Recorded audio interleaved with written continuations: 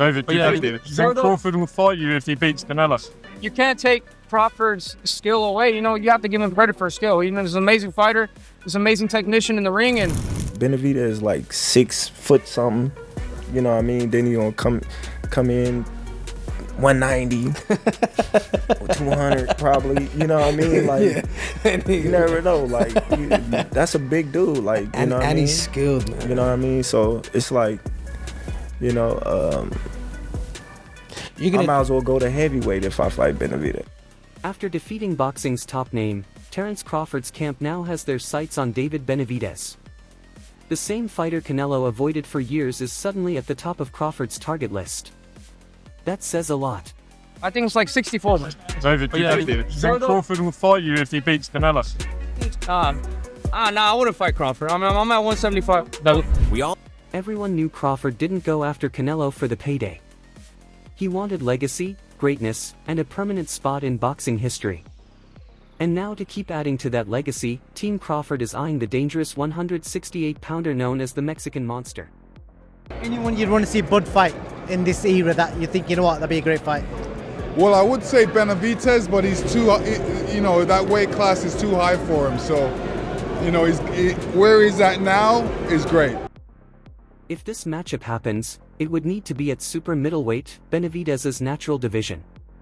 But here's the twist. Crawford has already proven at 168 that he's not just hanging on, he's excelling. Out here, Kamaru, Terence Crawford versus the Mexican Monster, David Benavidez. I knew it was coming. He was the mandatory for Canelo. Oh Canelo. my God. Relax. What's up? The scariest guy in the division. He's not in the division. He said he could still make 168 pounds. The reason why he went up because nobody wants to fight. Against Canelo, Crawford looked unstoppable. Too quick, too smart, too sharp, leaving Canelo missing badly. That same speed and ring IQ against a naturally bigger and relentless Benavidez would be the kind of fight that shakes boxing to its core. Talking about Crawford. Oh, Crawford and Benavidez. He said he wanted if Benavidez to make 168 with the dick in Womack and he was like, nah, we don't want to do that. I just think Benavidez, he's like what, 6'5", 6 something like that. He's a big dude, bro. Turkey Alshik is all smiles after Crawford's victory, and now he's stirring things up online. He just posted on X asking if Benavidez can still make 168. A clear hint that Crawford versus Benavidez is on his radar. Turkey Alshik posted on social media asking if David Benavidez is still capable of making it down to 168. Now, we're not sure if this little tease that Turkey made was targeted as a hint for a future fight between Crawford and Benavidez or Canelo versus Benavidez. Here's the problem though, Benavidez doesn't seem too excited about facing Crawford.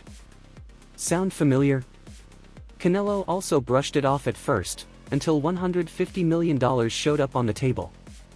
Suddenly, it became the biggest fight of his career. That's the Alshik effect. Legacy talk is great, but 9-figure checks turn hesitation into, where do I sign? I don't feel like Bud needs a Benavidez. And then that would mean Benavidez would have to go into a different body and bring himself back down to 68 when he's already getting settled in at 175. That's just Turkey trying to pull rank.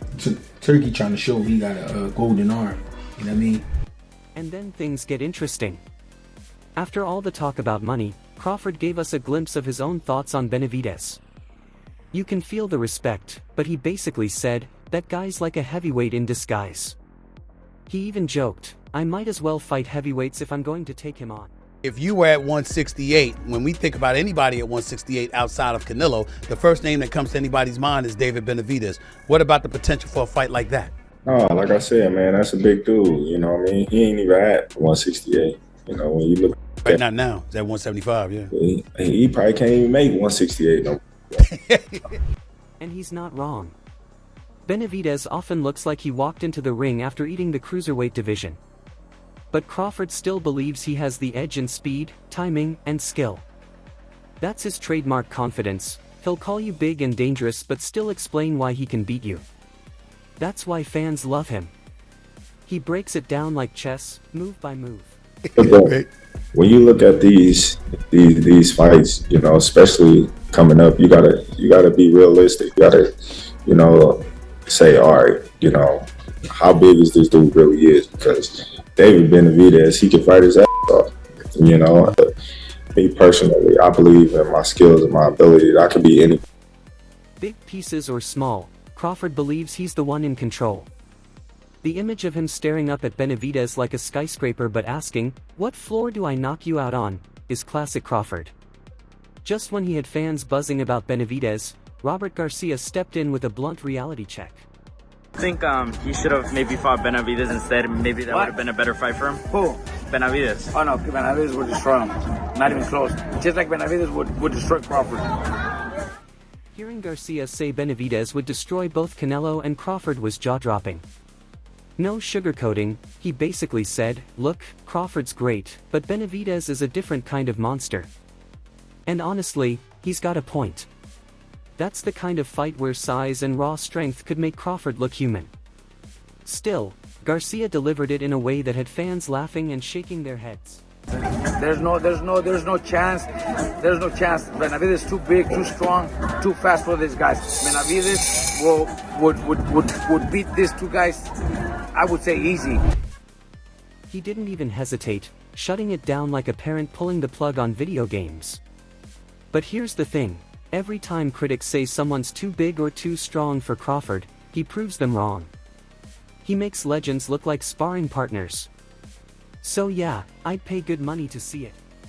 And like I said, Crawford is one of my favorites of all times now because of what he just accomplished, what he just did. But Benavidez is too big for him, too fast, too strong. I wouldn't even want to see it. Canelo, Benavidez beats him too. Just when Garcia's comments had people talking, Sugar Shane Mosley added even more fuel. He said straight up that Crawford might actually be better than Mayweather. That's the kind of statement that makes boxing fans lose their minds. And he meant it, breaking it down by saying Mayweather was technical, but Crawford's got reach, toughness, and will fight anyone anywhere. After the fight, Canelo was like, he's better than Mayweather. So, maybe it was just different because Crawford's arms are so long. His arms are really long, so it's kind of hard to hit him. But no, he did everything, man. He's the man. And honestly, you can't completely argue with him. Picture the debates, Skip Bayless sweating, Max Kellerman giving long speeches, barbershop arguments getting heated. That conversation isn't ending anytime soon, and that's why it's legendary. Then Mosley casually mentioned Canelo retiring, maybe training fighters, or even fighting Jake Paul for $100 million. What do you think? Should Canelo hang it up? About Canelo, do you think he should retire? Yeah, I mean, Canelo is more so into training, probably fighters and helping people. Like he already did what he needed to do. There's nothing really more he can do in the sport. Only in boxing do we go from GOAT debates to joking about Canelo fighting Jake Paul for Netflix views. That's the beauty of the sport, we're watching history change in real time. Crawford proving he's special, Mayweather's legacy still looming, and legends like Mosley speaking freely. And if Canelo ever did face Jake Paul, the internet would crash instantly. That's the kind of chaos boxing fans secretly love. Would you think Bud would retire? I didn't actually ask you. Do you think Bud could call it a day? He probably will retire for a year, maybe. If he does, a year or 2 years like that, right? A year. But he's coming back. Yeah. He's coming back. He's a fighter. He's coming back. Come on. Right after Mosley's take, Simon Jordan jumped in with the financial angle, pointing out the payout differences. Canelo left Vegas with $150 million while Crawford, who made history, got $50 million. Of course, $50 million is life-changing, but compared to Canelo's haul, it feels like Bud painted the masterpiece and Canelo got paid for displaying it. That's boxing, skills matter, but superstar branding builds fortunes.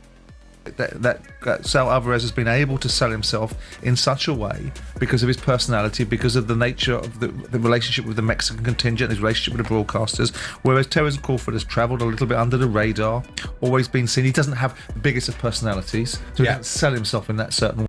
Jordan also called out the scoring and roasted Max Kellerman for asking about retirement right after Crawford's biggest win. Like, really? The man just sealed a Hall of Fame legacy and the first question is about retirement? That's like asking Usain Bolt if he's done after breaking a world record. We should enjoy the moment. Crawford just pulled off a sport-shaking victory, and instead of appreciating it, people are rushing him to the exit. Jordan was right. Forget the money and the scorecards, this was about greatness. The only thing I found controversial about it was the appalling scoring. I don't know how anyone, I mean, the AI scoring was just as bad because it came up with a draw, but the actual, this wasn't a close fight. Well, the AI scoring, you're right. It was a draw. The AI is meant to be the ultimate judge. Yeah. 114, 114. No, the other judges scored it 115, 115, 113. There was miles apart. So here's where it all lands. Crawford flipped boxing upside down again, and now the whole sport is wondering what's next. Is it Benavidez? Another legacy fight? Or does Bud sit on top and let others chase him? Either way, we're living through a special era. Crawford is rewriting boxing in real time, and the debates are just beginning. Crawford versus Benavidez, Mayweather comparisons, Canelo's future, boxing has more drama than Netflix. Now it's your turn. Drop your takes in the comments. Can Crawford really handle the Mexican monster, or is Garcia right that size finally catches up to him? Let's talk about it. And don't forget, like, share, and subscribe to Boxing Headquarters. Bigger things are coming in the next one.